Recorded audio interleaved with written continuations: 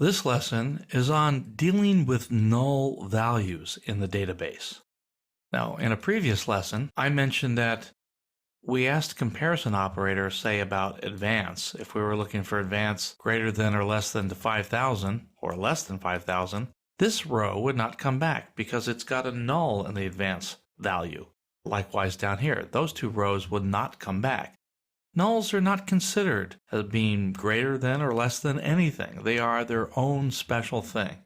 So say I wanted to see these values with the word null in them. Now I'm going to show you how I do that.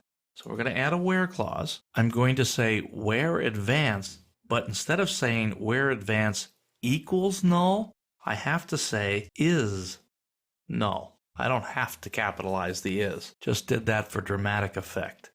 Let's go ahead and try this. Submit. So I get back the two rows where the advance is null. Now, if I wanted to see all the rows where it was not null, I do it this way. I say advance is not null and submit it. Notice I get the 16 rows back without the null value. Notice that I don't put the null in single quotes.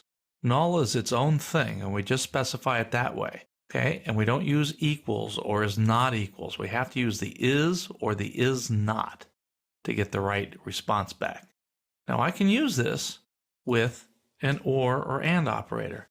I can say where advance is null or advance is greater than 5,000.